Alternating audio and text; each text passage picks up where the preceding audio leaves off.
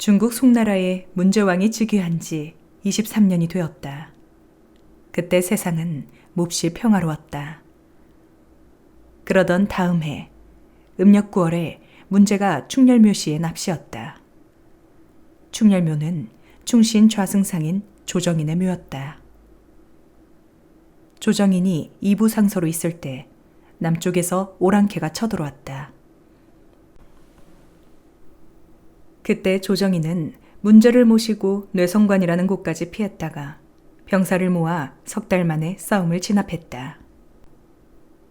이 공로로 조정인은 금좌광록 대부 겸 좌승상에 올랐고 그의 부인 왕씨는 공렬 부인에 올랐다. 태평성대 후에는 난세가 오는 법. 그 후 여러 해가 지나자 간신들이 날뛰기 시작했다. 그래서 어진 신하들은 점점 숨어 살게 되었다. 이때 우승상 이두명이 모함하자 조정인이 독약을 마시고 자결하였다. 문제는 이를 애통히 여겨 친히 제문을 짓고 충렬묘를 지어 자주 찾았다. 이날도 문제는 충렬묘를 찾아 옛일을 회상하며 몹시 슬퍼하고 있었다. 이때 이두병의 아들 병부시랑 이관이 땅에 엎드려 아뢰었다. 시신 중에 어찌 조정인만한 신하가 없겠습니까? 옥면에 슬픔이 가득하시니 이제부터는 거동을 마시고 충렬묘를 헐어버리소서. 황제는 그 말을 듣고 몹시 노하여 이관을 끌어내라 하였다. 그리고 궁에 돌아온 다음 조정인의 아내 공렬부인 왕씨를 정렬부인에 봉하고 많은 금은을 하사하라고 말했다. 조승상에게 아들이 있다 하니 그 아이를 불러 내 울적하고 답답한 마음을 덜게 하라. 이때 조응의 나이는 7살이었다. 조응은 의젓하고 예의 바른 소년이었다. 조응이 황제께 엎드려 절하자 황제는 웃으며 말했다. 충신의 아들은 과연 다르도다. 내 오늘 너의 모습을 보니 중효가 가득 차 있구나. 또한 나이가 7살이라 하니 태자와 동갑이로다. 어찌 더욱 사랑스럽지 않으랴. 하며 태자를 불러오게 했다. 조응은 충신 조정인의 아들이다. 또한 너와 나이가 같고 중효를 겸했으니 훗날 국사를 의논하라.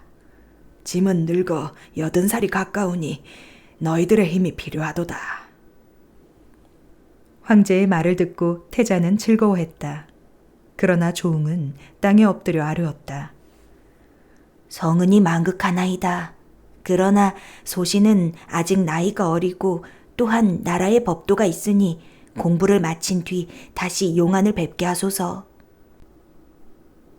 그러자 황제는 어린아이의 말이나 그 말이 맞는지라 특별히 허락했다.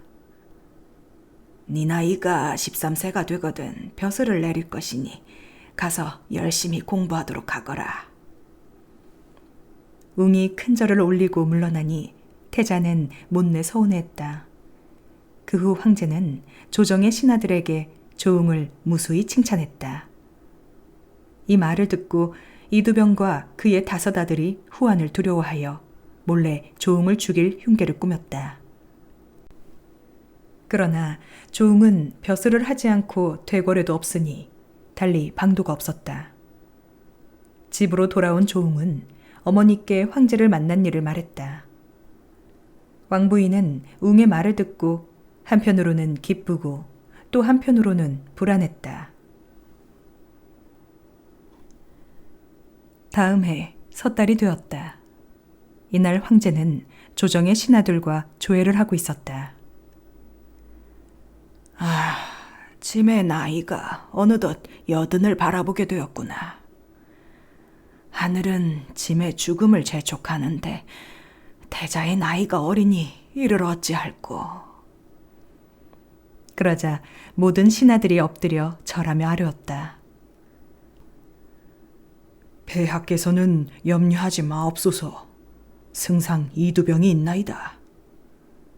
모든 신하들이 이두병의 권세를 두려워하며 말했다. 승상 이두병은 한나라의 소무 같은 신하이오니 폐하께서는 근심하지 마옵소서. 그런데 대궐 안으로 난데없이 호랑이 한 마리가 들어와 궁녀 하나를 물고 달아났다. 이에 황제가 앞으로 닥칠 기륭을 걱정하자 신하 중 하나가 아뢰었다. 며칠 북풍이 크게 불어 굶주린 호랑이가 내려온 것이니 폐하께서는 근심하지 마옵소서. 그러나 황제는 왠지 모르게 불길한 예감이 들었다. 이때 한리막사 왕열은 사촌 누이 되는 왕부인께 이 사실을 편지로 알렸다. 왕부인은 이것을 보고 크게 놀라며 답서를 써보낸 다음 아들 조응에게 말했다. 국가에 이런 흉한 재앙이 일어났으니 네가 앞으로 벼슬을 한다 해도 간신들에게 필시 당하겠구나. 어머니는 염려 마옵소서. 조정에 간신들이 가득해도 소자가 배곡같이 죄가 없사오니 그 누가 저를 모함하겠습니까? 얘야, 너는 하나만 알고 둘은 모르는구나. 산에 불이 나면 옥이든 돌이든 구분하지 않고 다 태우는 법이란다. 어찌 간신들이 너를 가만히 두겠느냐. 사람이 일을 당해 오래 조심하면 가슴만 아플 뿐 100가지 일이 불리하옵니다. 그러니 어머니께서는 너무 근심하지 마옵소서. 이때 왕한림은 왕부인의 답서를 보았다. 놀랍도다. 멀지 아니하여 나라 안에 환란이 날 것이니 너는 부질없이 벼슬을 탐하지 말고 일찍 자리에서 물러나 있으라. 그래서 왕한림은 병을 핑계로 고향으로 내려갔다. 어느덧 황제가 시름시름 앓기 시작하더니 100가지 약이 다 소용이 없었다. 그러더니 3월 3일에 승하였다. 문제가 떠나니 세상은 온통 이두병의 것이었다. 이두병은 어린 황제를 태사부 계양으로 귀양 보내고 자신이 황제의 자리에 올랐다. 왕부인과 조응은 태자를 따라가고 싶었으나 역적들의 눈이 사방에 깔려 있어 그럴 수 없었다. 하루는 웅이 잠이 오지 않아 거리를 돌아다니고 있었다. 그때 관둥이 모여 시절 노래를 부르는 것을 들었다. 나라가 망했으니 압이 없는 난세로다. 문제가 순제되고 태평세월이 어지러운 세상으로 변했구나. 그러나 남의 것 빼앗아 사는 자가 그 며칠이나 갈 것인가. 충신의 피눈물이 흐르니 역적은 망하는도다. 사해에 숨어 놀다가 시절이 좋아지면 다시 만나리. 웅이 그것을 듣고 자기도 모르게 눈물을 흘리며 경화문 앞으로 갔다. 그 앞에는 아무도 오가는 사람이 없었다. 그때 웅은 분한 마음에 이두병의 죄상을 욕하는 글을 써 경화문 앞에 붙여두고 왔다. 이때 왕부인은 잠을 자다가 기이한 꿈을 꾸었다. 돌아가신 승상이 나타나 무섭게 말하는 것이었다. 어서 일어나시오. 날이 밝으면 큰 병고가 일어날 것이니 어서 웅을 데리고 여기를 떠나시오. 왕부인이 놀라 잠에서 깨었다. 그리고 아들을 찾으니 보이지 않았다. 왕부인은 불안한 마음으로 문 밖을 서성거렸다. 그러자 멀리서 웅이 걸어오고 있었다. 이 밤에 어디를 갔더냐? 소자 밖에 나가 동요를 듣다가 분한 마음에 경화문에 이두병의 죄상을 욕하는 글을 써붙이고 왔나이다. 웅의 말을 듣고 왕부인은 크게 놀라며 말했다. 어린아이가 왜 이리 경망스러우냐? 그렇지 않아도 역적이 우리 모자의 죄상을 찾는데 혈안이 되어 있거늘 날이 밝아 그 글을 보면 당장에 우리를 죽이려 할 것이다. 어서 떠나자꾸나. 왕부인과 조응은 충렬묘에 들러 초상화를 챙기고 서둘러 수십 리를 걸으니 큰 강 앞에 이르렀다. 그러자 강 위쪽에서 나룻배 한 척이 등불을 밝히며 내려오고 있었다. 여보세요. 사공께서는 저희를 도와주소서. 그러자 사공이 배를 몰아 모자 곁으로 다가왔다. 그리고 늙은 사공이 서두르며 말했다. 어서 배에 오르십시오. 배에 오른 왕부인은 조금 마음이 진정되자 사공에게 물었다. 사공께선 어쩐 일로 이 깊은 밤에 배를 타고 내려오십니까? 꿈에 한 귀인이 나타나서 급히 이리로 와 사람을 구하라 이르기에 왔습니다. 사공의 얘기를 듣고 조옥모자는 하늘의 도우심에 깊이 감사드렸다. 이날 밤 황제는 꿈자리가 뒤숭숭하여 날이 밝기를 기다렸다. 그리고 해문가를 불러 꿈풀이를 하고 있는데 경화문을 지키던 관원이 급히 달려왔다. 송황실이 약해지니 역적이 조정에 가득 찼도다. 불행히 황제께서 돌아가시니 소인들이 힘을 얻어 태자에게 반역하고 역적 이두병에게 붙었도다. 망고 역적 이두병은 들어라. 너는 성은을 입어 벼슬이 일품에 이르렀거늘 무엇이 부족하여 역적이 되었느냐. 네 죄악을 생각하면 죽음으로도 부족하리라. 내 어느 때건 너를 잡아 만백성 앞에서 목을 베어 역적의 최후가 어떠한지를 보여줄 것이다. 전조충신 조정인의 유복자 조웅. 신황제 이두병은 이 글을 읽고 몹시 화를 내며 말했다. 그러나 조옥모자는 이미 수로로 3100리요, 육로로 3300리 밖에 있었다. 분을 참지 못한 이두명은 충렬묘에 가서 초상화를 가져오게 했다. 하지만 그것도 보이지 않았다. 이두병은 충렬묘를 불사르고 경화문 관원은 곤장을 쳤다.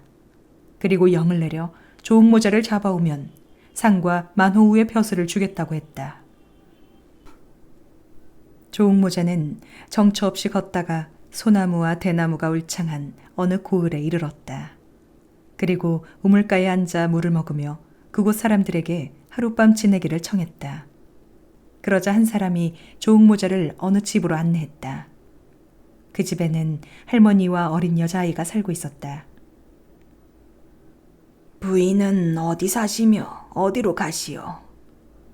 저희 모자는 변을 당해 정처 없이 떠돌고 있습니다. 그런데 여기가 어디입니까?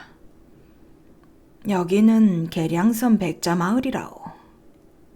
노파가 따뜻한 음식을 대접하며 말했다. 그리고 노파는 자기 신세와 비슷하니 이곳에서 같이 지내자고 했다. 그래서 조웅모자는 그 집에 머무르게 됐다. 그러다 조웅이 9살이 되던 해였다. 노파가 왕부인에게 은근히 권했다. 내 사촌이 이 마을에 사는데 젊은 나이에 아내를 여의고 혼자 살고 있습니다.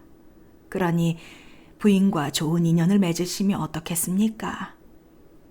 그러자 왕부인이 화를 내며 말했다. 어찌 사람을 이리 욕보이려 하십니까? 노류장어와 같이 대접하려 하시다니 여기에 계속 머물 수 없겠습니다. 저는 부인의 처지가 공궁하여 이른 말인데 이렇게 화를 내시니 도리어 부끄럽습니다. 노파는 그렇게 말했지만 사촌에게 왕부인에 대한 이야기를 했다. 그 후 노파의 기별을 들은 사촌은 호시탐탐 왕부인을 아내로 맞을 기회를 엿보았다. 그래서 왕부인은 더 이상 그곳에 머물지 못하고 길을 떠났다. 수십 리를 걸으니 발이 퉁퉁 붓고 가지고 온 식량도 다 떨어졌다. 모자는 배도 고프고 힘이 없어 길가에 앉아 쉬었다. 그때 길 가는 사람에게 도움을 청하여 겨우 시장길을 면하고는 사흘을 걸어 해상현 옥구라는 곳에 이르렀다.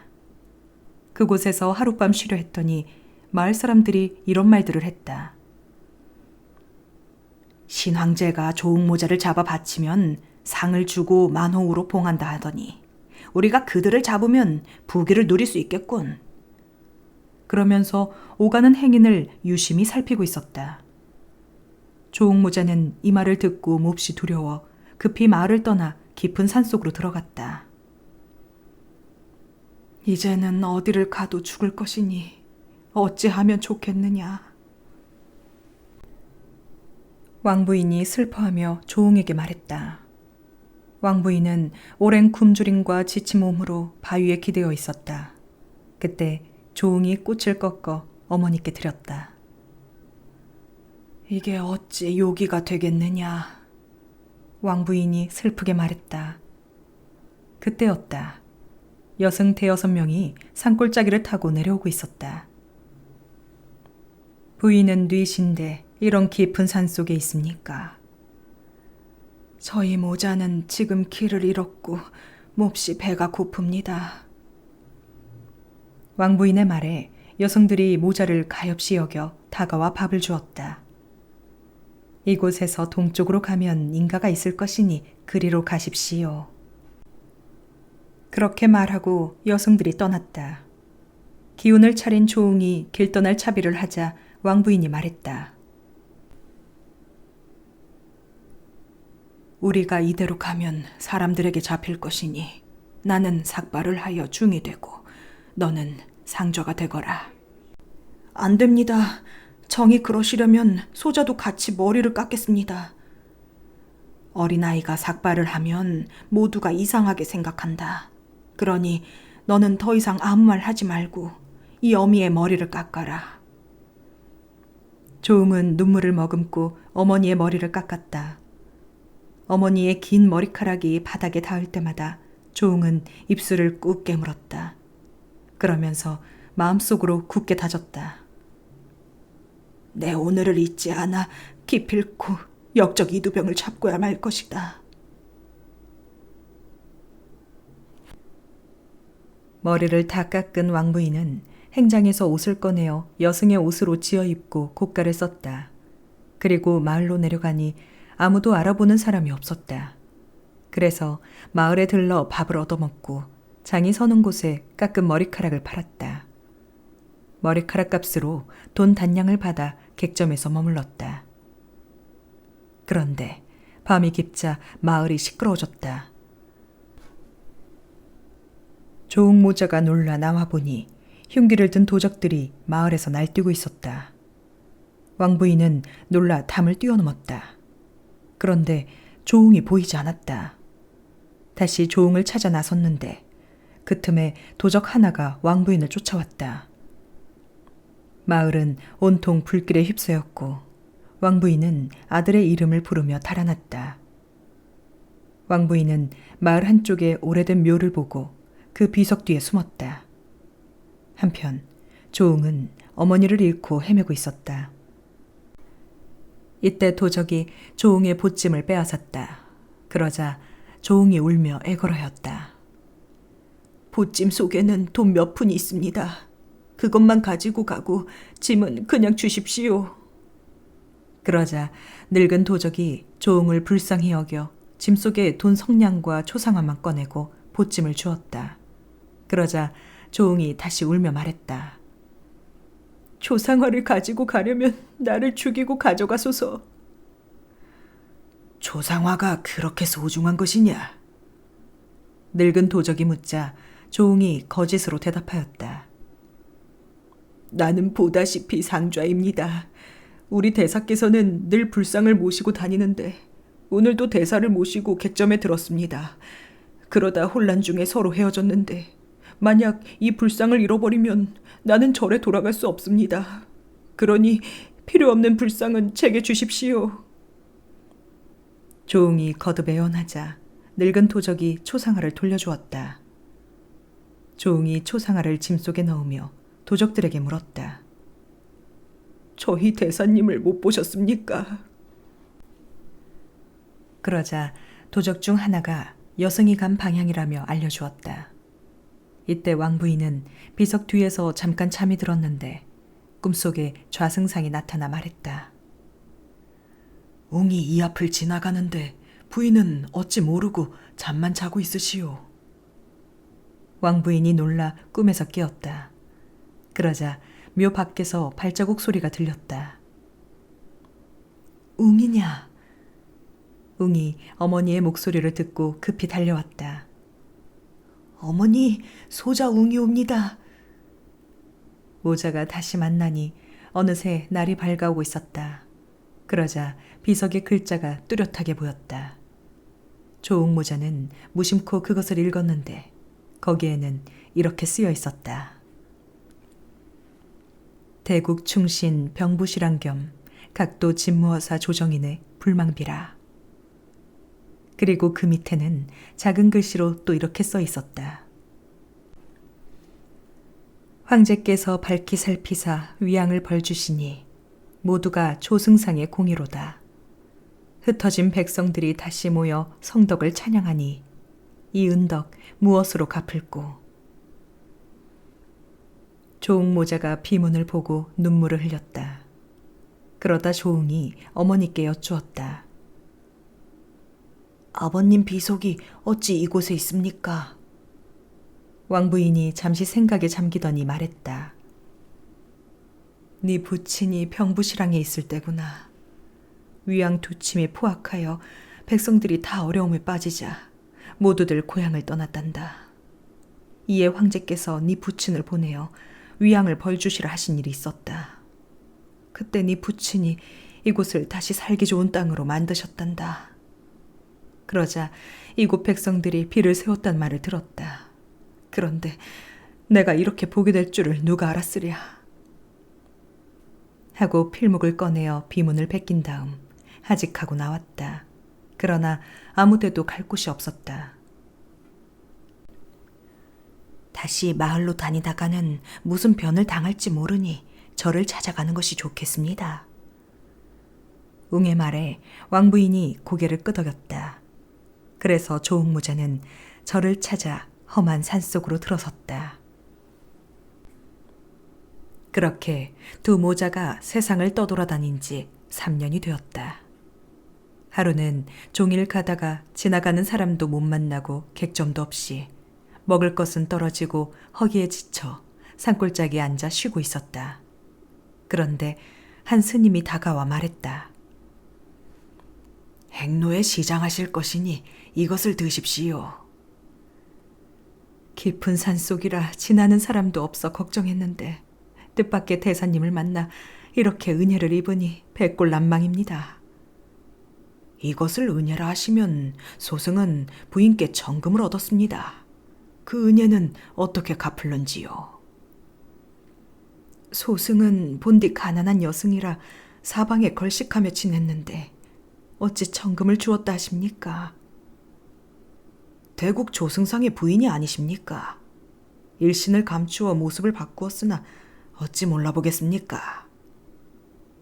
대사의 말에 부인과 조응이 깜짝 놀랐다. 이제 우리의 종적이 탄로나 여기서 잡히는구나. 이제 원수의 칼에 죽겠구나. 그리고 대사에게 말했다. 우리 모자를 관에 바치면 상과 만호의 벼슬을 받을 것입니다. 그러나 부귀는 뜬구름 같은 것이니 저희를 놓아주십시오. 왕부인의 말에 대사가 웃으며 말했다. 부인께서는 놀라지 마십시오. 그리고 소승을 자세히 보십시오. 어찌 소승을 몰라보십니까? 소승은 부인댁 승상 조상아를 그리던 중월경입니다. 그때 승상의 모습을 그리고 부인에게 정금 제물을 받았습니다. 이 말을 듣고 왕부인은 대사를 자세히 살폈지만 고개를 저었다. 그런 일이 있긴 하지만 기억이 나지 않습니다. 대사님은 사실대로 말씀해 주십시오. 그러면 부인께서는 우선 초상화를 내주십시오. 대사가 초상화를 달라고 하자 부인은 더욱 놀라며 말했다. 떠돌아다니는 사람에게 무슨 초상화가 있다고 하십니까? 부인은 의심이 많습니다. 소승이 부인을 배울 적에 부인은 임신하신 지 여러 달 되어 있었습니다. 그래서 앞으로 닥칠 일을 초상화 뒤에 써 넣었습니다. 그러니 어서 확인해 보십시오. 대사의 말에 왕부인은 초상화를 꺼내어 살펴보았다. 그런데 거기에 아주 작은 글씨로 무엇인가 써 있었다. 충신의 부인은 어인일로 머리를 깎으셨는가? 도둑에게 망한 나라가 바닷가 거북을 만났도다. 주인은 누구인고? 구런의 넋이로다. 뱃속에 있는 아이 충신 10사로다. 아들로 상자를 삼고 모습을 바꾸려고 해도 어찌 옛일을 잊겠는가. 위나라 강서 출신 월경. 왕부인은 놀랍고도 한편으로 기뻤다. 우리 모자는 나라를 도둑질한 역적을 피하여 도망 다녔습니다. 그러다가 하늘의 도우심으로 이곳에서 대사님을 배웠습니다. 이 기쁨을 어찌 말로 표현할 수 있겠습니까? 부인께서 고생하신 것을 어찌 소승이 모르겠습니까? 그러나 귀하고 전하게 되는 것이 모두 하늘의 뜻이니 너무 근심하지 마옵소서. 이렇게 만날 것을 미리 알고 있었기에 초상화의 뒤에 그런 글귀를 써놓았나이다. 조응모자는 대사를 따라 절로 들어갔다. 그곳에서 월경대사는 조응에게 글을 가르치고 또한 신통한 술법도 가르쳐 주었다. 조응은 본래 영특하고 민첩한 치라 한 가지를 가르치면 10가지를 깨우쳤다. 그러다 세월이 흘러 조응의 나이도 15이 되었다. 이제는 누가 보아도 기골이 장대한 대장부였다. 하루는 조응이 모친을 뵙고 아뢰었다. 소자의 나이 15살이 되었습니다.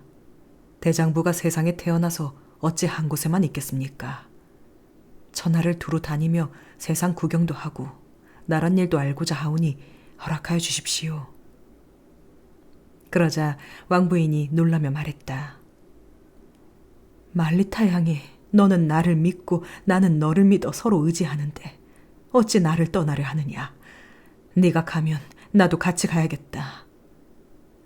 그러자 조응은 더 이상 어머니께 여쭈지 못하고 스승 월경대사를 찾아갔다. 제가 어머니께 세상에 나가 역적의 소식도 듣고 그간의 형편을 알고자 했더니 꾸중만 들었습니다. 부디 스승님께서 어머님의 마음을 돌리게 해 주십시오. 조응의 말을 듣고 월경대사는 생각해 보았다. 아무래도 이제 더는 자신이 조응에게 가르칠 것이 없었다. 그래서 왕부인을 찾아 조응의 뜻을 전했다. 대사님의 말씀이 옳습니다. 하지만 웅의 나이 아직 20도 되지 않았는데 어찌 혼자 보낸단 말입니까? 부인께서는 어찌 그리 약한 말씀을 하십니까? 소승이 웅의 기륭을 짐작하지 못한다면 어찌 보낼 수 있겠습니까? 부인은 마음을 놓으십시오. 그래서 부인은 마지못해 허락했다. 조응은 기뻐하며 이튿날 아침 모친과 스승에게 하직 인사를 올리고 산을 내려왔다. 몇 년 만에 세상에 나오니 기분은 날아갈 듯이 좋았다. 조응은 천하를 돌아다니며 여러 곳을 구경하였다. 그렇게 반년의 세월이 흘렀다. 그러다 강호에 이르렀다. 그때 조응은 오며 가며 여러 가지 시장을 구경하고 있었는데 이때 눈에 띄는 한 노인이 보였다. 그 노인은 낡은 옷에 검은 띠를 두르고 앉아 있었다. 그런데 그 앞에는 훌륭한 장검이 한 자루 놓여 있었다. 지나는 사람이 장검의 값을 물으니 천금을 주어도 팔 수 없는 물건이라고 말했다. 조응은 수중에 돈이 하나도 없었다.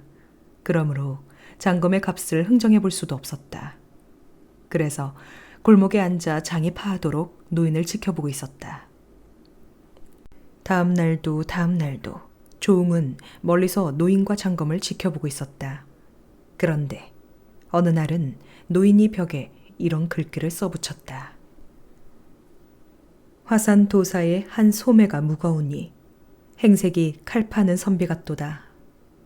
사람마다 칼값을 물으니 내 기다리는 사람이 있노라. 복잡한 시장거리에 몇 남자나 모였는고 앞으로 1000명이 지나가도 팔기를 원치 않노라. 조응의 소식은 누구에게 물어 알리오. 기다리는 사람은 어이해서 오지 않는고. 조웅은 그거를 읽고 크게 놀라 노인 앞으로 다가갔다. 그러자 노인이 조웅을 한참 보더니 물었다. 그대 이름이 조웅인가? 조웅이 공손히 대답했다. 제가 바로 조웅입니다. 어르신께서는 어찌 제 이름을 아십니까? 조웅의 말에 노인이 크게 웃으며 말했다. 그야 자연히 알고 있지. 하늘이 복음을 주셨고 임자를 찾아다 다녔으니까. 세상 여러 곳을 돌아다니다가 얼마 전 혜성이 강우에 비추어 기다리고 있었소. 그런데 만나지 못해 방을 써붙이고 기다렸소. 그대는 어찌 이리 늦었소? 조웅이 노인에게 보감을 받아 살펴보니 길이가 석자였다. 그리고 그 가운데 금빛 글자로 조웅검이라고 써 있었다. 귀한 보감을 주시니 은혜에 감사할 따름입니다. 그대의 검이요. 나는 그저 전할 뿐이니 어찌 은혜라 하겠소. 부디 큰 공을 세우시오. 어디로 가면 어진 선생을 배우리까? 남방으로 700리를 가면 관산이란 곳이 있고 그 산속에 천명도사가 있으니 정성이 지극하면 만날 수 있을 것이오. 하고 노인은 호련히 사라졌다. 조웅은 노인이 가르쳐준 대로 남쪽으로 떠나 관산에 이르렀다. 산중으로 들어가니 깎아 세운 듯한 절벽 밑에 아담한 초가집이 보였다. 조웅이 안으로 들어가 사람을 찾으니 동자가 나오며 말했다. 선생님은 지금 안 계십니다. 어느 때 오십니까? 황혼의 달이 뜨면 돌아오십니다. 웅이 석양이 지도록 기다려도 만나지 못했다. 그래서 이튿날 다시 동자에게 물었다. 삼경에 돌아와 닭이 울 때 나가셨습니다. 또 삼경에 가니 동자는 민망해하며 말했다. 첫 닭이 울어 나가셨습니다. 동자의 말을 듣고 웅이 탄식하며 말했다. 여러 번 배웠고자 찾아와도 만나지 못하니 동자는 가신 곳을 알려주십시오. 조인이 기러기를 쏘아 마치지 못하면 제 공부 부족함을 깨닫지 못하고 화를 꺾습니다. 그대 정성이 부족한 것을 도리어 주인 없음으로 탓하니 지금 그대도 초인과 같습니다. 선생님은 이 산속에 있지만 수많은 봉우리와 첩첩이 겹친 수많은 골짜기가 깊으니 어찌 알 수 있겠습니까? 웅은 동자의 말을 듣고 부끄러워 다시 묻지 못하고 반나절을 기다렸다. 그러다 붓을 잡아 글을 쓰고 동자에게 건네주었다. 이때 천명도사는 산중에 앉아서 그 거동을 보고 있다가 급히 내려와 동자로부터 글을 받아 읽어보았다. 나그네 만리 밖에서 찾아오다. 흐린 연못에 용이 눈을 따 날아오거늘 이 소리가 오지 않는구나. 천명도사는 급히 동자를 시켜 웅을 데려오게 했다. 그리고 저녁밥을 재촉하여 웅에게 먹인 후 2권의 책을 주며 말했다. 이 글을 보아라. 웅이 무릎을 꿇어 읽으니 성경현전이었다. 다 읽은 다음 다른 책을 청하니 도사는 육도삼약을 주었다. 또 천문도를 읽으니 놀라운 신법이 많았다. 그래서 무예와 세상 이치에 대해 모든 것을 다 알게 되었다. 웅은 천명도사 밑에서 칼 쓰는 법도 배웠다. 그러던 어느 날 해가 질 무렵이었다. 밖에서 거센 바람이 불고 벼락치는 소리가 들렸다. 스승님, 이게 무슨 일입니까? 이 산중에는 한 마리의 천리마가 있는데 어찌나 날쌔고 용맹한지 구름을 부르고 바람을 일으키는구나. 너는 나가서 이 천리마를 얻도록 해라. 조웅이 크게 기뻐하며 나가보니 과연 한 마리의 천리마가 있었다. 그 말의 털은 윤기가 흘렀다. 조웅이 이를 보고 크게 소리쳤다. 네 어찌 임자를 모르고 날뛰느냐? 그러자 천리마가 조응을 보더니 반가운 듯이 달려왔다. 스승님께서는 저를 위해 말까지 미리 마련해 주셨습니다. 이 천리마는 네가 앞으로 행동하는데 크게 도움이 될 것이다. 무릇 하늘이 낸 물건에는 임자가 있는 법이니 너는 내게 감사할 필요는 없다. 그 후로도 조응은 천명도사에게 신통한 술법과 무예를 익혔다. 그렇게 조응은 어머니를 떠난 지 3년이 되었다. 그러던 어느 날 조응이 스승에게 아뢰었다. 어머님을 객지에 두고 오랫동안 뵙지 못했으니 잠깐 찾아가 뵙고 오겠습니다. 조응은 천리마를 타고 강호에 이르렀다. 그리고 한 객점에 들어가 쉬었는데 그곳은 위나라 장진사의 집이었다. 장진사는 일찍 죽고 그 부인이 홀로 딸과 살고 있었다. 진사의 딸은 인물도 아름답고 학문도 뛰어나다고 소문이 자자했다.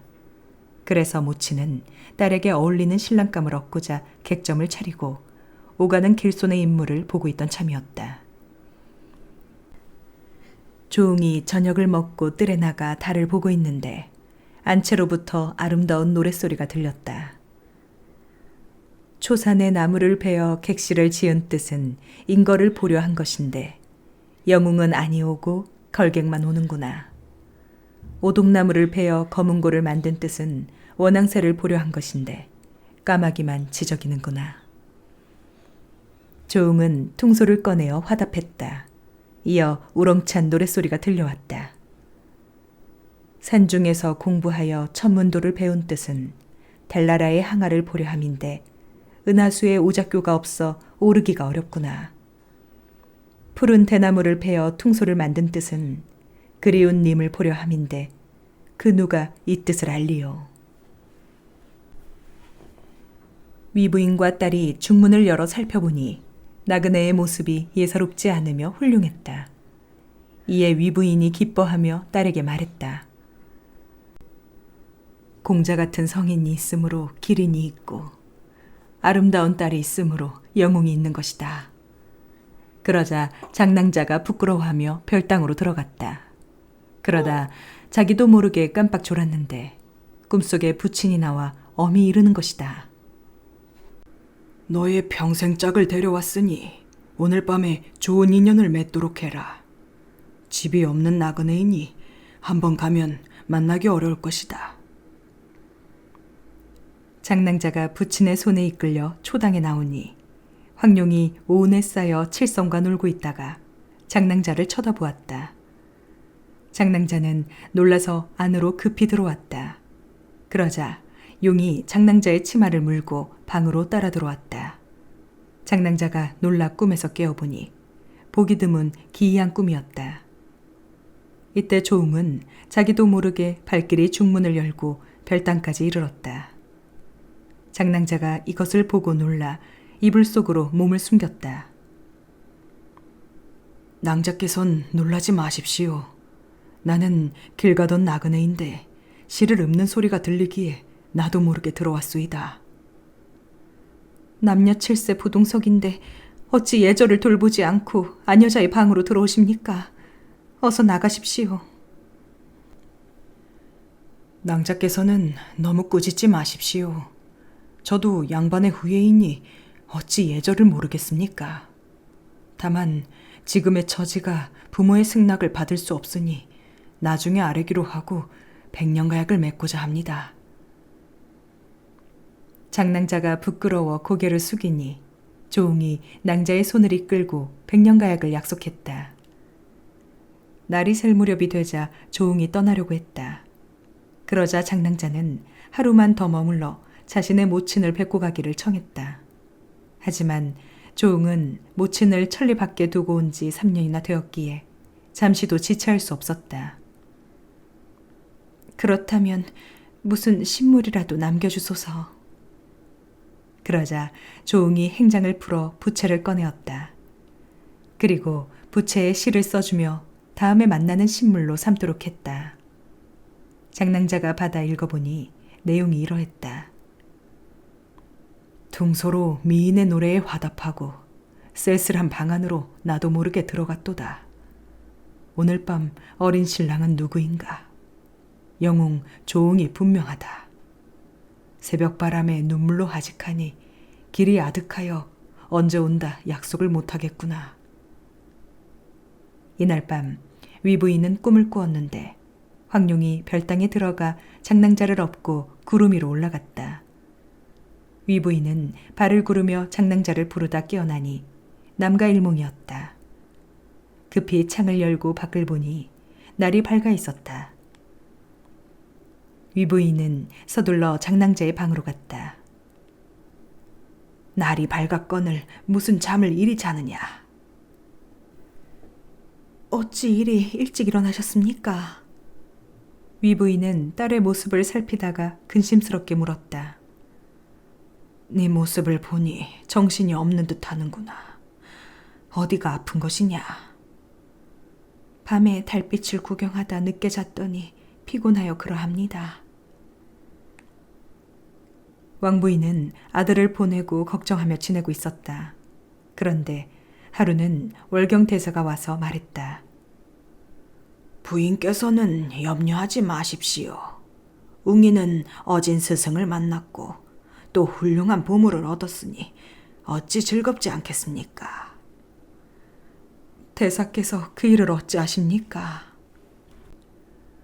소승이 어제 꿈을 꾸었는데 웅이 와서 말하기를 좋은 스승과 기이한 복음 그리고 하루에 천리를 달리는 천리말을 얻었다 했습니다. 이제 곧 이리로 올 것이니 만나보면 아실 것입니다. 월경대사의 말을 듣고 왕부인은 절문 밖에 나가 기다렸다. 그러자 잠시 후 조응이 천리말을 타고 나타났다. 왕부인은 몹시 기뻐하였다. 그런데 조응이 땅에 엎드려 죄를 청했다. 어머니, 불효자식을 꾸짖어 주십시오. 왕부인이 크게 놀라 물었다. 제가 이리로 오다가 어머니의 허락도 없이 강호에서 장낭자와 백년가약을 맺었습니다. 그러자 왕부인은 조응의 말을 듣고 오히려 기뻐하였다. 월경대사도 같이 기뻐했다. 조응은 천명도사와 약속한 날짜가 다 되어 다시 모친의 곁을 떠나 관산으로 갔다. 관산에 돌아오니 천명도사가 웃으며 말했다. 네 거동을 보니 배필을 정한 듯하구나. 조응이 땅에 엎드려 사죄했다. 스승님께 죄를 지었나이다. 하늘이 정한 것이니 너무 부끄러워하지 말아라. 그리고 조응은 다시 공부를 시작했다. 그러다 어느 날 대사가 조응에게 말했다. 네 앞에 큰 근심이 생겼구나. 조응이 놀라 물으니 대사가 말했다. 너의 처갓집에 죽음의 그림자가 보이니 어서 가보거라. 하며 환약 새 알을 주었다. 조응은 급히 길을 떠나 장낭자에게로 달려갔다. 그때 장낭자는 조응을 그리워하다 병이 났다. 조응이 스승에게서 받은 환약으로 장낭자를 살리니 위부인이 기뻐하며 말했다. 지난번 그대를 그냥 보낸 것이 한이 되었는데 이렇게 와 죽을 목숨을 살리니 그대는 우리 집의 은인이요. 내 딸을 맞아 평생 배필로 삼아주시오. 장낭자를 살린 뒤 조응은 다시 관산으로 돌아와 스승과 함께 공부를 했다. 그런데 하루는 스승이 조응을 불러 말했다. 웅아, 저것이 보이느냐? 별들이 제자리를 잡지 못하고 있구나. 필시 천하가 시끄러울 징조다.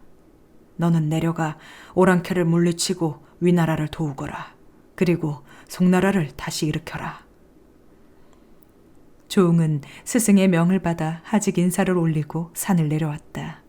그리고 어머니께로 가서 아뢰었다. 스승의 명을 받아 오랑캐를 치고 위나라를 구하려 하나이다. 소자 재주는 없사오나 나가 막을까 하옵니다. 위왕은 네 아버지와 중마고우다. 그러니 네가 가서 도우거라. 조응은 왕부인과 월경대사에게 하직 인사를 올리고 천리말을 타고 전장으로 떠났다. 그런데 하루 종일 가도 인가가 보이지 않았다. 그러다 어두운 산길 속에서 개 짖는 소리를 듣고 찾아가니 초가집 두 채가 있었다. 문을 두드리자 노인이 나와 맞았다. 어르신, 길 가는 나그네인데 하룻밤 쉬어가고자 청합니다. 그러자 노인은 쾌히 승낙하고 저녁을 차려주었다. 저녁을 먹은 조응은 병서를 꺼내어 읽고 있었다. 그런데 자정이 되어서 선녀 같은 여인이 방으로 들어왔다. 저는 이 마을에 사는 여인으로 장군의 행차가 쓸쓸하여 위로해드리고자 왔습니다. 조응은 틀림없이 귀신이라 여기고 축기문을 외웠다. 그러자 여인이 울면서 방을 나갔다. 이어 조응이 다시 마음을 가다듬고 병서를 읽으려니 갑자기 바람이 크게 일며 돌멩이가 사방으로 튀었다. 그것은 마치 천지가 뒤집히는 것 같았다. 그러더니 키가 구척의 갑옷을 입은 장수가 나타났다. 너는 어떤 귀신이길래 감히 대장부를 능멸하느냐?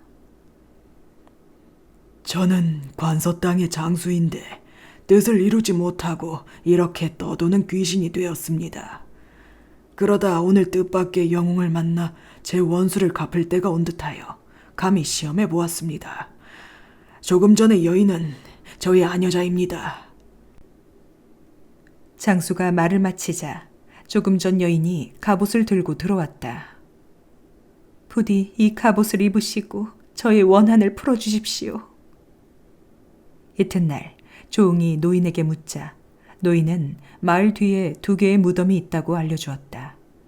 조응이 무덤 앞에 서니 관서장군 활달의 묘라는 비문이 보였다.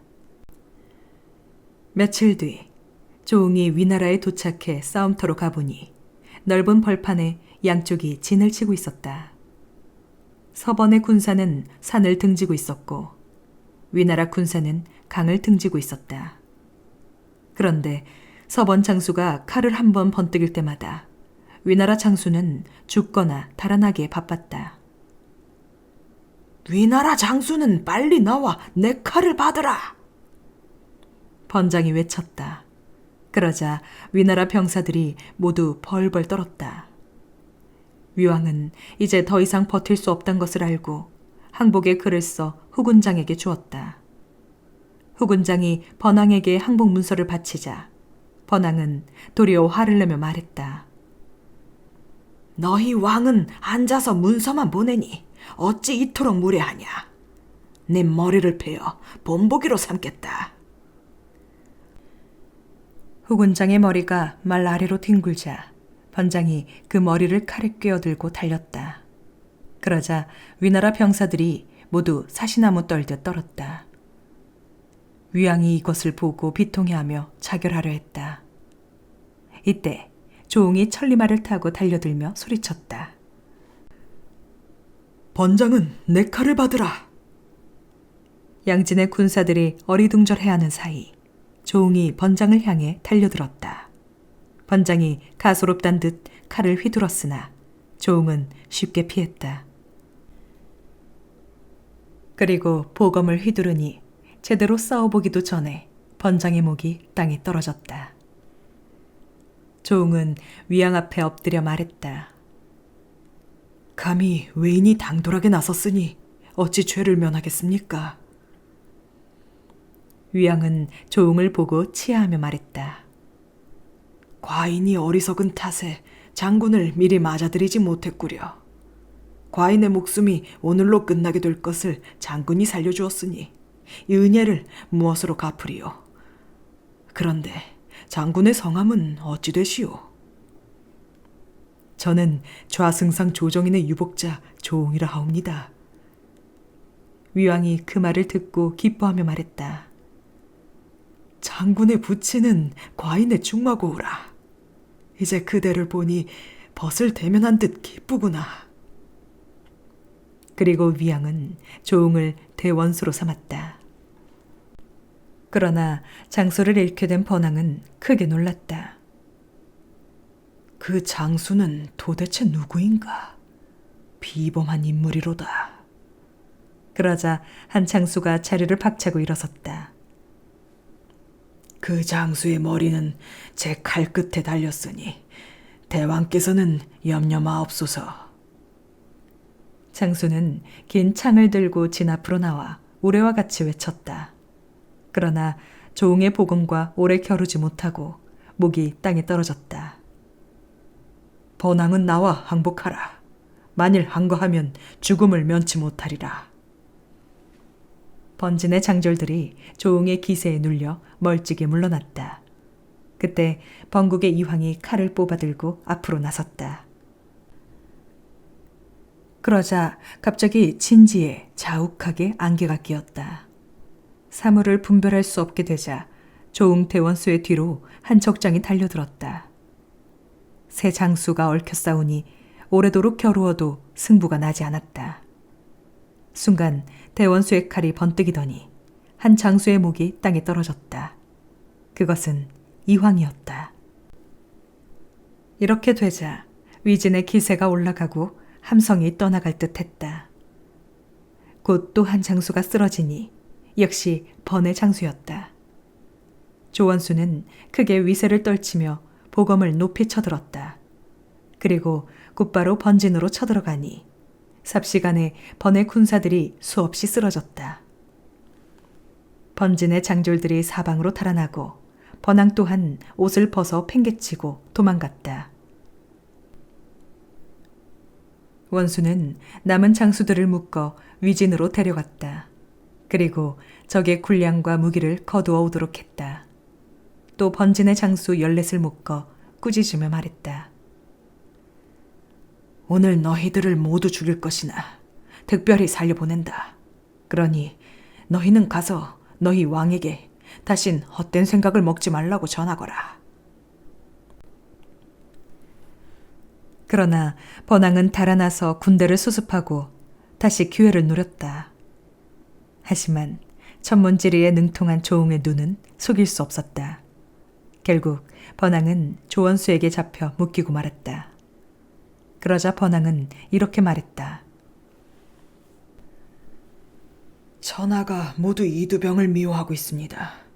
저 또한 이두병을 없애고 송을 회복하고자 은근히 기다리다 대왕께 죄를 지었습니다. 목숨을 살려주신다면 위왕과 원수를 도와 송나라를 회복하는 데 힘쓰겠습니다. 위왕이 이 말을 듣고 특별히 놓아주자 번왕은 수없이 절을 하고 물러났다. 조응은 위왕께 이제 태자를 구하러 가겠다고 말했다. 그러자 위왕이 슬퍼하며 말했다. 내가 원수와 같이 태자를 뵈러 가지 못하니 애통하다. 생전에 태자를 뵙지 못하면 저승에 가서 어찌 문제를 뵈리. 지금 태자는 어떻게 지내시는가? 슬퍼하지 마시옵소서. 언젠가 송나라를 회복할 날이 올 것입니다. 조응은 위왕의 배웅을 받으며 태자의 귀양지로 떠났다. 조응의 뒤로는 위왕이 준 군사 1,000명과 용맹한 장수 수십 명이 따르고 있었다. 한편 강호에서는 강호자사라는 사람이 아내를 잃고 다시 혼인할 처자를 수소문하고 있었다. 그때 용모와 덕행이 뛰어난 장랑자의 얘기를 듣고 유모를 장지사 댁으로 보냈다. 유모가 위부인에게 와서 말했다. 소문에 듣자 하니 귀덕의 낭자가 용모와 행실이 뛰어나다 하니 한번 보러 왔소. 이 부인이 그 말을 듣고 거듭 사양했으나 강호자사의 유모는 막무가내였다. 하는 수 없이 위부인은 딸을 만나게 했다. 강호자사는 유모의 말을 듣고 더욱 장랑자를 아내로 맞이하고 싶어 했다. 위부인과 장랑자가 거듭 사절을 해도 강호자사는 마침내 홀레나를 정하여 통제하였다. 그날 위부인과 장낭자는 서로 붙들고 통곡하였다. 드디어 혼례가 내일로 다가오자 장낭자는 자결하려 했다. 그때 부친이 돌아가시며 남긴 유서가 생각났다. 강호 자사가 너를 핍박하거든. 너는 서강으로 가거라. 거기 가면 배가 있을 것이니 그 배를 타고 남쪽으로 가면 너를 구할 사람이 있을 것이다.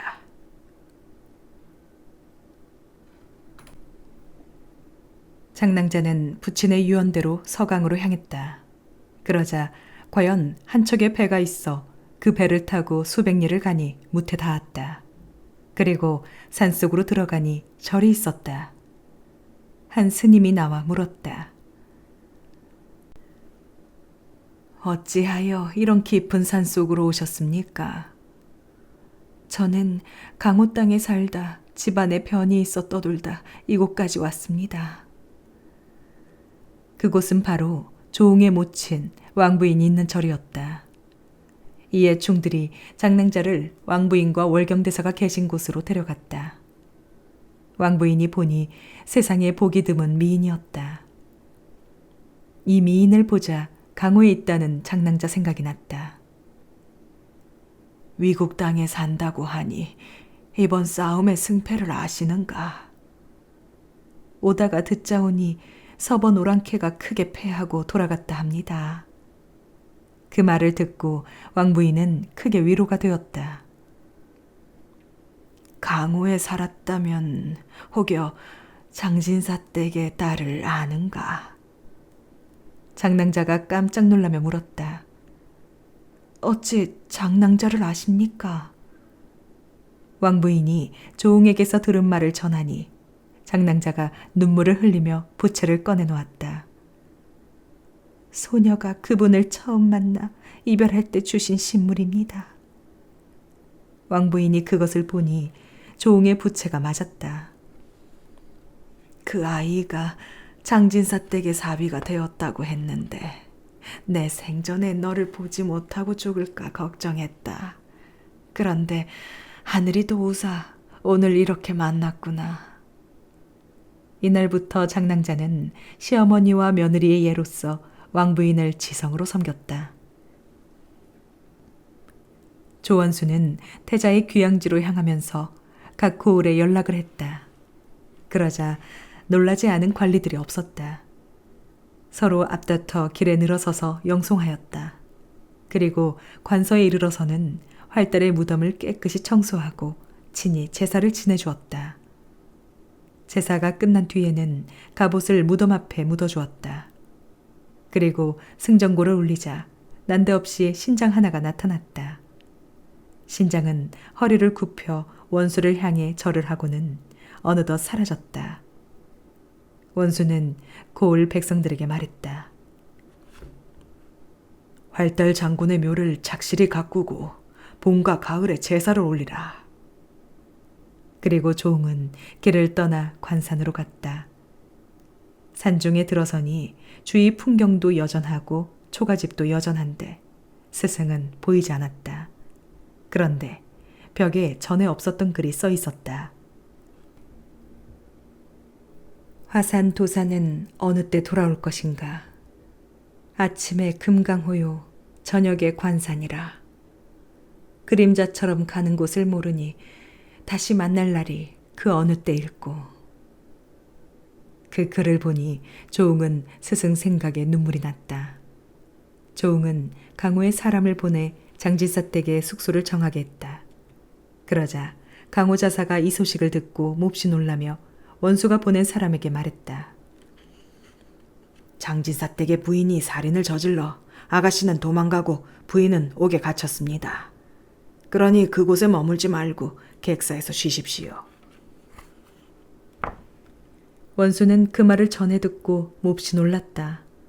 그래서 객사에 자리 잡은 즉시 옥에 갇힌 죄수들을 만나보았다. 그런데 죄수들은 하나같이 억울한 사람들 뿐이었다. 그중 위부인은 쇠약해진 몸으로 칼을 쓰고 있었다. 원수가 가까이 불러 죄를 물으니 차마 원통해서 말을 못하고 사연을 적어 원수께 보였다. 원수는 억울한 사연임을 알아보고 급히 칼을 풀게 했다. 원수는 누구시옵니까? 미천한 목숨을 살리시니 은혜를 갚을 길이 없습니다. 부인께서는 올해 옥중에 있어 저를 몰라보십니다. 전에 부인 댁에 들른 조홍입니다. 그러자 위부인이 조홍을 알아보고 통곡하며 지난 일들을 말하였다. 그리고 장랑자의 생사를 몰라 더욱 슬퍼했다. 사람의 목숨이 하늘에 달렸는데 설마 죽게 하겠습니까? 만나볼 날이 있을 것입니다.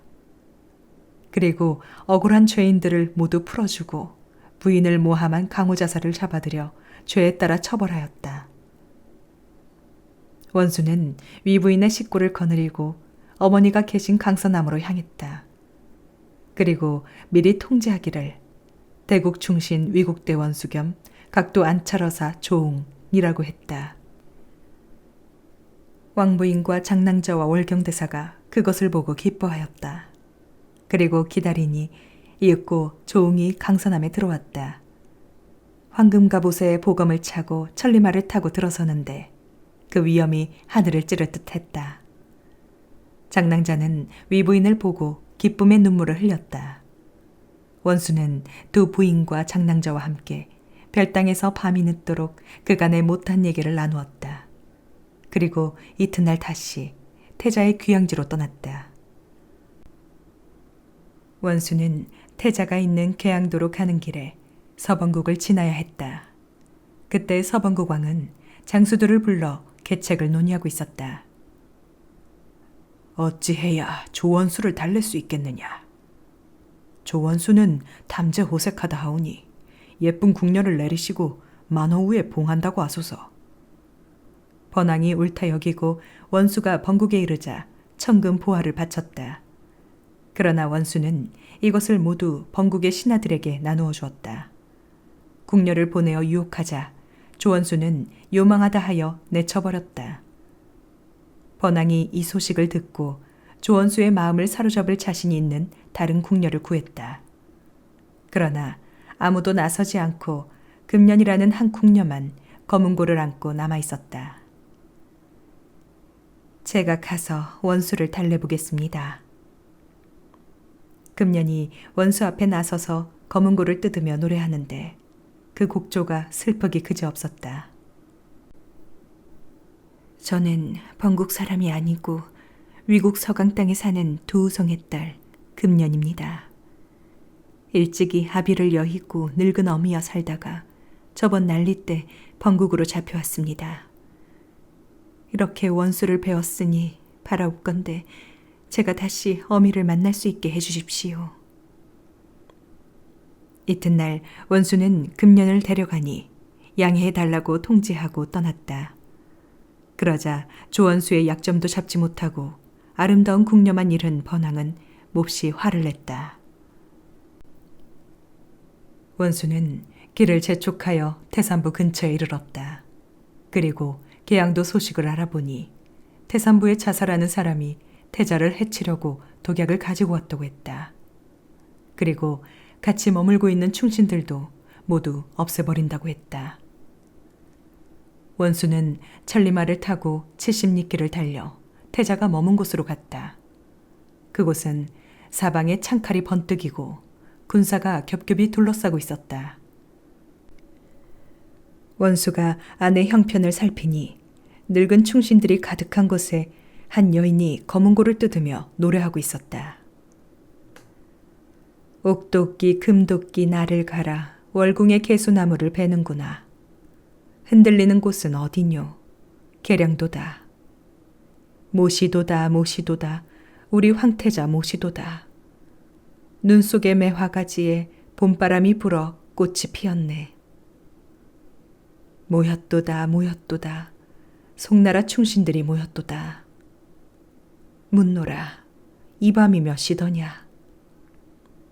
쓸쓸한 바람은 머리카락을 날리니 늙은 충신 부여잡고 눈물로 하직하고 돌아올 수 없는 넋이로 오고 파라눈이 푸른 산의 매화나무 앞 무덤에 묻어주소서. 노래가 끝나자 신하들은 눈물을 흘리며 물러갔다. 그때 원수가 몸을 솟구쳐 바람처럼 들어가 태자에게 절을 하고 아뢰었다. 태자님은 그간 안녕하셨는지요? 소신은 선 황제의 충신 조정인의 아들 조웅입니다. 태자가 조웅을 알아보고 반기며 눈물을 흘렸다. 이제 소신이 왔으니 아무 걱정 마소서. 그대는 어찌하여 죽을 곳으로 왔소? 나는 운이 없어 내일이면 죽지만 그대는 어서 여기를 떠나시오. 원수가 검은고를 뜯는 여인을 쳐다보았다. 이 여인은 이 고을 별장이 보내온 계집종으로 나와 슬픔을 함께 나누었소. 소신이 밖에 군사를 숨겨놓고 왔으니 태자님은 안심하십시오.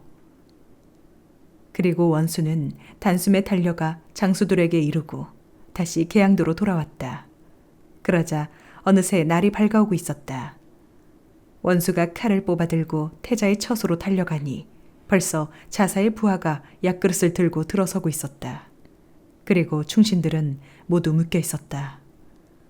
원수는 자사의 부하를 죽이고 약그릇을 쳐 깨뜨렸다.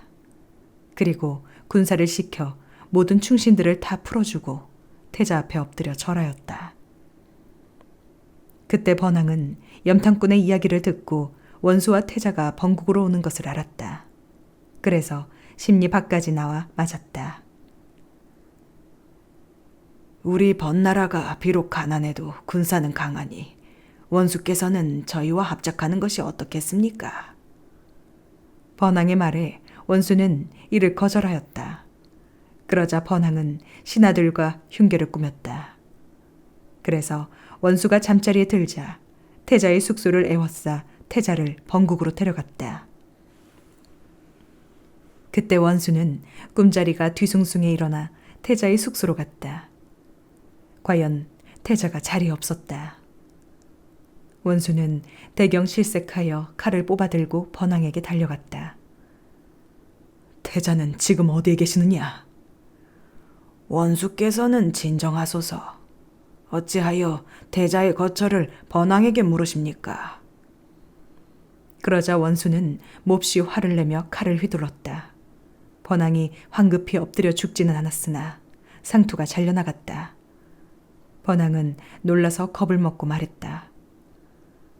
지금 태자는 제 여식과 같이 있나이다. 원수는 급히 별궁으로 달려가 태자를 모시고 위나라로 떠났다. 함국에 이르니 사방이 온통 절벽이고 천하제일의 험한 길이었다. 그때 누추한 옷을 입은 노인이 나타나 원수에게 말했다. 위나라로 가는 조원수가 누구요? 제가 바로 조웅입니다. 무슨 일로 찾으십니까? 나는 천하를 두루 다니는데 오롱봉에서 천명대사를 만났소. 그때 이 편지를 주며 그대에게 전하라고 하여 가지고 왔소. 원수가 편지를 보니 함국으로 들어가지 말고 대포만 한 방 쏘아라 하였다. 즉시 군사를 함국에 들어가지 말라고 명령하고 선봉대를 함국 성문 좌우에 숨겨두었다. 그런 뒤 장군 유연을 불러 자정이 되면 함국성 안으로 들어가 대포 한 방을 쏘고 급히 나오게 했다. 이날 밤 유연이 원수가 시킨 대로 하고 나오자 갑자기 천지가 진동하고 매복한 번국의 군사가 달려나왔다. 원수는 이들을 모두 일망타진하였다. 그리고 태자와 함께 위나라에 도착하니 위왕이 마중 나와 기다리고 있었다. 소왕이 이제야 태자님을 배우니 죄가 너무나 크옵니다. 내가 살아온 것이 모두 위왕의 덕인 것을 모두가 아는 일입니다. 위왕은 태자와 원수를 모시고 궁궐로 들어갔다. 이곳에서 원수는 두 부인과 장랑자를 만났다. 또한 번국에서 데려온 금년의 모친도 찾아주었다. 원수가 위나라에 머무는 동안 위왕의 큰딸은 태자의 아내가 되고 작은 딸은 장랑자의 권유로 원수의 둘째 아내가 되었다. 원수는 월경대사를 뵈러 강서남에 갔다. 그러나 스승님을 뵙지 못하고 돌아오는 길에 급히 말을 타고 오는 수상한 사람을 보았다. 어디를 그렇게 바삐 가시오? 계양도로 간 사신이 넉 달이 지나도록 소식이 없어 황제의 명을 받아 알아보러 가는 길이오. 원수는 그 말을 듣고 이두병의 사자인 것을 알고 호통을 치며 칼을 번뜩였다. 그러자 사신은 땅에 쓰러졌다. 원수는 다시 말을 몰아 천명도사를 뵈러 향했다. 그러나 천명도사도 뵙지 못하고 돌아오는데 산 중턱에 많은 군사들이 모여있는 것을 보았다. 군사들이 이두병을 처치하려는 듯 이런 소리가 들려왔다. 너는 어찌하여 역적이 되었느냐? 태자는 무슨 죄로 귀양을 떠났으며 사약은 또 무슨 말이냐? 네 죄목을 생각하니 죽어 마땅한지라. 백성들도 네 고기를 구한다. 역적 이두병아, 목을 늘여 내 칼을 받으라. 그 소리를 듣고 원수는 뛰어나가 칼을 휘둘렀다. 그런데 칼로 친 것은 사람이 아니고 지프로 엮은 허수아비였다. 그래도 잠시나마 후련함을 느꼈다. 소장은 충신 조정인의 아들 조홍입니다. 역적 이두병을 잡으려던 것으로 알고 무례를 범하였나이다. 그대 어찌 목숨을 보존하였으며 태자 소식을 아는가? 태자님은 환을 면하고 안녕하십니다. 너는 나를 알지 못하겠느냐? 나는 네 모친의 사촌왕 태수다. 네 어려서 이별하고 이렇게 만나니 한없이 기쁘구나. 원수는 왕태수를 만나고 위나라로 돌아왔다. 그리고 태자에게 아뢰었다. 이제 역적 이두병을 치고 나라를 되찾고자 합니다. 그러자 태자는 원수를 대사마에 임명하고 위양은 정병 3만 명의 군사를 주었다. 원수는 군사를 이끌고 학산으로 가서 충신 열사 5천 명과 합세했다. 원수가 군사를 이끌고 번양 땅에 이르자 태소 태원이 길을 막았다. 그러자 원수는 이두병을 따르는 역적이라 하여 목을 베었다. 원수에 관한 소문이 사방에 퍼지자 여기저기서 원수를 따르고자 찾아왔다. 어느덧 원수를 따르는 자는 헤아릴 수 없게 많아졌다. 행군을 재촉하니 한 곳에 이두병의 칭의대가 있었다. 원수가 크게 소리를 지르며 천리마를 타고 쳐들어가 칼을 휘두르니 적들이 모두 쓰러졌다. 그중 대여섯은 살아남아서 이두병에게 가알렸다. 조홍이 번양 대수를 메고 황성으로 오고 있습니다. 군사를 내어 막아야 합니다. 갑작스런 일에 이두병이 깜짝 놀랐다. 그러자 좌장군 장덕이 앞으로 나섰다. 신이 나가 조홍을 사로잡아 오겠습니다. 이두병은 장덕에게 대원수 벼슬을 내리고 군사를 주었다. 이때 원수는 군사를 이끌고 재앙산에서 쉬고 있었다. 그때 골짜기 안에서 한 장수가 수백 명 군사를 이끌고 나왔다. 소장은 전조의 충신 강걸의 아들 강백입니다. 이두병으로 인해 부친을 잃고 지금까지 숨어 지내며 무예를 닦았습니다. 이제 하늘이 도와 원수를 만났으니 거두어 주십시오. 원수는 강백을 선봉대장으로 삼았다. 그때 서주에 들어갔더니 위길대라는 자가 3천의 군사로 원수의 길을 막았다. 이에 강백이 앞으로 나가 무예 실력을 발휘하니 위길대는 강백의 창에 쓰러졌다. 원수가 군대를 이끌고 가다 적군과 맞닥뜨렸다. 반적 조홍아, 빨리 나와 내 칼을 받으라. 역적 장덕이 무슨 낯으로 나서느냐? 원수가 앞으로 달려가 칼을 휘둘렀다. 장덕도 용기를 뽐냈지만 패했다. 이 소식을 들은 이두병은 간담이 서늘해졌다. 반적 조홍의 군세가 저토록 강하니 어찌할꼬. 그러자 장군 추천이 앞으로 나와 아뢰었다. 장덕은 적을 얕보았다가 패했나이다. 소신이 조홍을 잡아 황제께 바치겠나이다. 주천이 선봉대장이 되어 좌승상 최식을 대원수로 삼고 80만 명의 군사가 전쟁터로 나왔다. 이때 조원수는 형세를 살핀 다음 초목 위에 진을 쳤다. 그러자 대원수 최식이 이것을 보고 밤에 몰래 가서 불을 놓아 적을 몰살하기로 계책을 세웠다. 그때 조원수는 강백을 불러 은밀히 명령했다. 적장은 우리가 숲에 의지하여 진을 친 것을 보고 반드시 오늘 밤 불을 놓으러 올 것이다. 그러니 모든 군사들은 은밀히 자리를 옮기되 절대 소리를 내지 말게 해라. 과연 이날 밤 좌정에 최식의 군대가 사방에 불을 놓으니 숲을 모두 태웠다. 최식이 이것을 보고 크게 웃으며 말했다. 이제 반적 조응의 군사는 전멸했다. 어서 가서 조응의 목을 가져오너라. 그런데 갑자기 대포 소리가 벼락치듯 울리며 조원수가 나타났다. 그리고 순식간에 적장의 목이 땅에 떨어졌다. 또한 사방에서 조원수의 군사들이 벌떼처럼 쏟아져 나와 최식의 군대를 절반이나 무찔렀다. 조응을 당해낼 장수는 없다. 그러니 우리는 항복하여 살 길을 찾아야 한다. 최식과 주천은 항복 문서를 써서 원수의 발 아래 엎드렸다.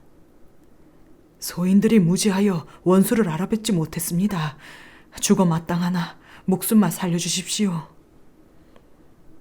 이두병은 망고의 역적이고 너희는 천하의 간신이다. 그러니 어찌 살려둘 수 있겠느냐. 원수의 호통과 함께 두 장수의 시체가 적진 속으로 던져졌다. 한편 좋은 소식을 기다리던 이두병은 파발꾼의 보고를 듣고 정신을 잃었다. 가는 군사마다 모조리 패하니 이 일을 어찌할꼬.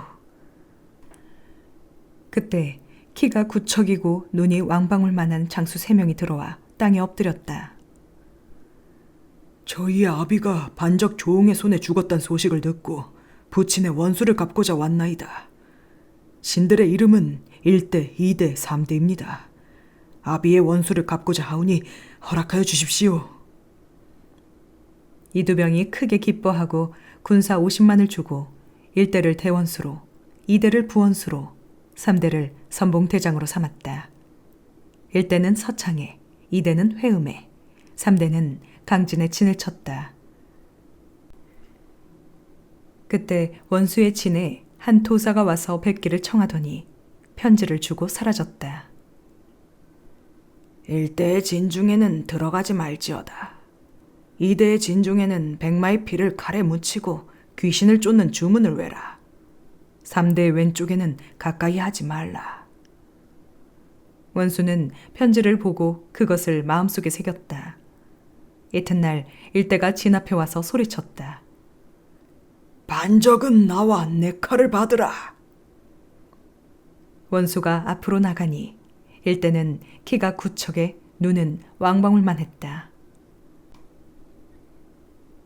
강백이 앞으로 나가 싸우니 적진은 30여 차례를 겨루다 거짓 패한 척하고 도망쳤다. 원수가 강백에게 적을 뒤쫓지 말라고 하여 강백은 그냥 돌아왔다. 다음 날도 적진은 거짓 패한 척 싸우다 도망갔다. 너는 도망치는 법만 배웠나 보구나. 다음 날 조원수는 강백에게 새로운 계책을 말했다.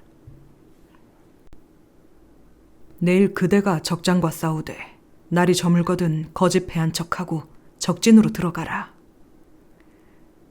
이튿날 강백은 저녁 무렵에야 나가 싸웠다.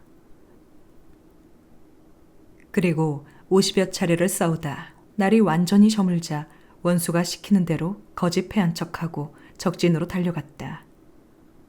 그러자 적의 군사들은 강백이 일대인 줄 알고 진문을 열어 왼쪽으로 안내했다.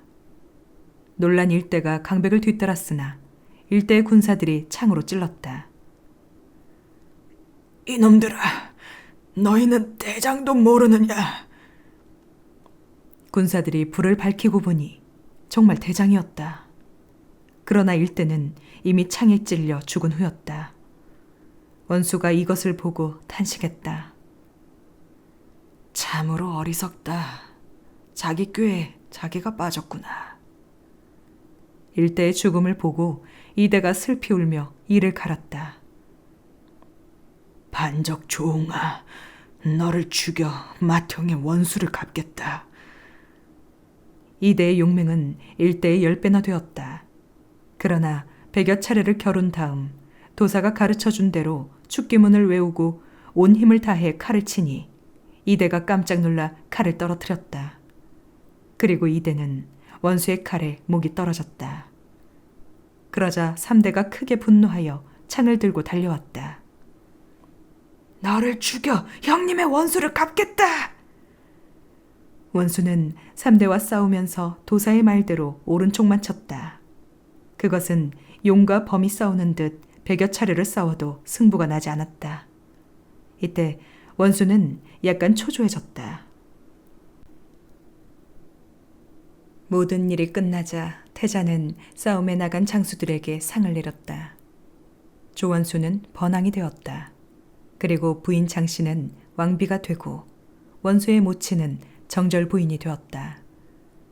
장모인 위부인은 정부인에 봉하고 원수의 외숙부 왕열은 우승상에 각각 봉하였다. 특히 공이 큰 강백에게는 대사마 겸 대원수에 봉하고 나머지 장수들에게도 공에 따라 벼슬과 상금을 내렸다. 그리고 마지막으로 이두병을 도운 간신들을 잡아 처형하였다. 번왕이 된 조웅은 태자께 엎드려 절하고 가족들과 함께 번국으로 떠났다.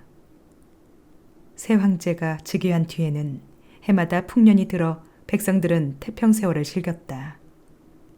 충신 조웅은 번왕이 되어 백성들을 다스리고 매년 한 번씩 황성에 올라 황제를 배웠는데 이를 보고 모두들 조웅의 충성을 기렸다.